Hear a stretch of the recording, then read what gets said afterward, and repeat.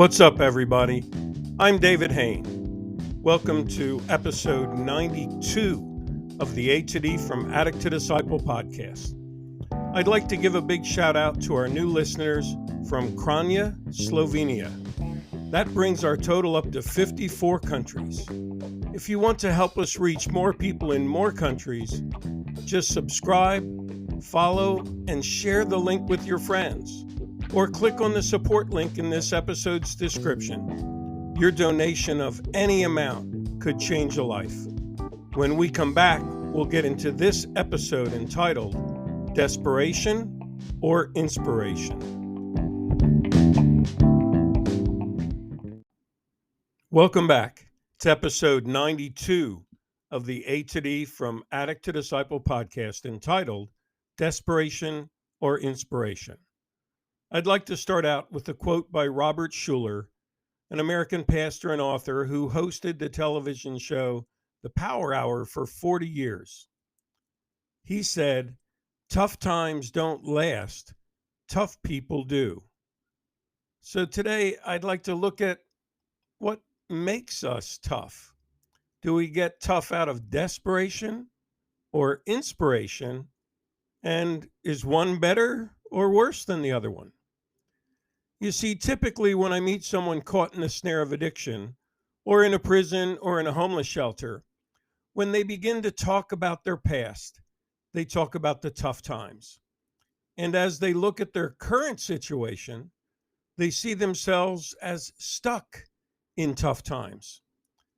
This quote by Robert Schuller has been one to encourage us that our current situation and circumstances won't last forever, and we need to find the tenacity to persevere through the tough times because they won't last. Well, as people talk to me about their tough times, they talk about the death of a loved one, a divorce, feeling like they're a failure, being stuck in financial struggles, getting fired from work, not being able to break free from their addiction. And as I talk to them, I come to understand that really we tend to view our times as tough when we look at them relative to better events in our past, or when we compare our situation to our friend or family situation, or when we compare our current situation to our hopes, our dreams, our 5-year goals, or where we pictured ourselves at being at this age. And often, as a result, we end up giving up during tough times. And this, I find, comes because most of us can feel alone and isolated, that no one's walking with us. And we feel unloved and unworthy of anyone walking with us. We literally feel like a failure or a loser. We keep hearing the words of our stern father echoing in our head, or the words that the bullies were saying to us. I hear guys talk about being just too stressful to try to get out of this situation. It's too hard. It's easier to quit than succeed, or it's just too intimidating to think about trying. Well, when we reach this point of giving up, often desperation can become our motivation. And the Merriam-Webster dictionary defined desperation as a loss of hope or a surrender to despair. Being caught in a state of hopelessness, which results in rashness and rash behavior. You see, we surrender to this despair, and the dictionary defines despair as the complete loss or absence of hope. And it reminds me of talking to alcoholics who say, in my despair, I just hit the bottle. You see, in our despair, we tend to get to that point of desperation. And Chuck Hagel, the former U.S. Senator and Secretary of Defense under President Obama, once said, and I quote, "Desperate men do desperate things when you take hope away." Think about that, Shaw. Desperate men do desperate things when you take hope away. So I want to talk to those of you in addiction and say, what have you done that you regret in the desperation of your addiction? What did you become desperate to do to establish recovery? And how was that affected if you were focused on reconciliation and a loved one took away your focus and your hope on any reconciliation? Did you get caught in desperation where you were trying to prove yourself to your loved ones, where you tried to find some validation for self-worth and worthiness, where you got caught up in trying to find your ego in a way, and in turn just return to deception and manipulation and control of the loved ones that you desperately wanted back in your life? Well, there's an anonymous quote that says, "Never underestimate desperate people. You never know how far they will go to get what they want." So desperation is not a pretty place to be. And it is actually a place where we wound others that we truly care about. And we don't even notice how we're harming them or harming ourselves and our future.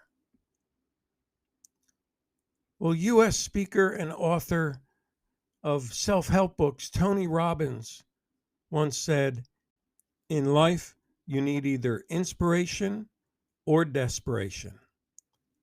So if desperation is full of hopelessness, rashness, manipulation, deception, and desperate behavior to get back what we've lost in our addiction, what would inspiration look like? Well, the Oxford Dictionary says that inspiration is something that makes someone want to do something, or that gives someone an idea about what to do or create. It's a force or an influence that inspires someone. And just as we looked at the word despair as a root of desperation, let's look at inspire. And the Oxford Dictionary says inspire is to fill someone with the urge or ability to do or feel something, especially to do something creative. You get the positive energy there. And listen to what the second definition is: to breathe in air, to inhale. Wow. So the word inspire and getting inspiration is like breathing in fresh air that gives us the energy to create something special, to explore what's possible, to enjoy the moment. You see, becomes intrinsic motivation that involves us doing things, performing tasks, because it's personally good for us. We feel like we do it because we just feel better when we do it. Some people go on mission trips or get involved in volunteering or in charity work. Simply makes them feel good inside, makes them feel good about themselves. That's intrinsic motivation, inspiring motivation. Extrinsic motivation involves completing a task or exhibiting behavior because of outside influences, such as avoiding punishment or receiving a reward from someone else. So what I'm saying is, as I work with people who are beginning recovery, I'm not focused on their actions and behaviors that they're taking to try to make amends or to try to reconcile or to try to stay clean and sober. What I'm looking at is what's motivating them.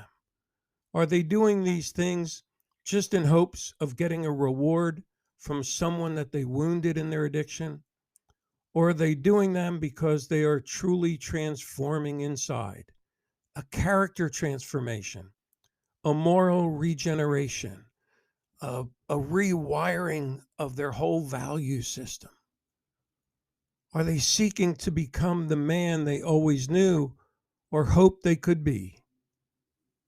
Well, what Ralph Waldo Emerson once said, what lies behind us and what lies ahead of us are tiny matters to what lies within us. Do you hear that? What lies behind us, our past, and what lies ahead of us, these future things that we're struggling to attain, are tiny matters when compared to what lies within us. What is your inspiration? In closing, I'd like to look at an American folktale entitled The Little Engine That Could. This is a story that's been used to teach children the value of optimism and hard work for over 100 years. And the story has signature phrases like, I think I can, and dates back to the early 1900s. As I read an early version of this story as my closing, I'd like each of you to think about this question. What was the motivation of the little switch engine in this story? Here goes.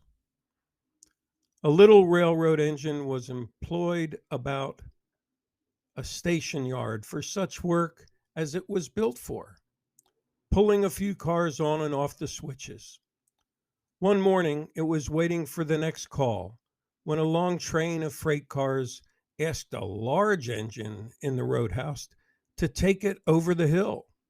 I can't. That is too much of a pull for me, said the great engine built for hard work. So then the train asked another engine and another, only to hear excuses and be refused. In desperation, the train asked the little switch engine to draw it up the grade and down the other side. I think I can, puffed the little locomotive and put itself in front of the great heavy train. As it went on, the little engine kept bravely puffing faster and faster. I think I can, I think I can, I think I can. As it neared the top of the steep grade, which had so discouraged the larger engines, it went more slowly. However, it still kept saying, I think I can. I think I can. It reached the top by drawing on bravery and then went on down the grade, congratulating itself by saying, I thought I could, I thought I could. Do you have the bravery, courage, and inspiration to do what others say is impossible? Can you be a person who says, I think I can, I think I can? Not out of desperation, but out of inspiration coming from something deep inside.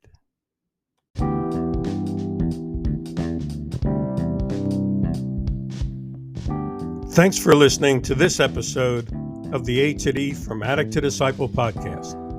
If you would like to join an online group or one-on-one counseling or coaching to help find inspiration in the face of desperation or tough times, please message me on the link in this podcast or by email at davidfromatod@gmail.com or go to my website www.fromatod.org and click on the contact page. You can keep in touch with what we're doing in From A to D by following me on Instagram at David From A to D. Tune in Monday for our next episode, and as always, stay safe and stay strong.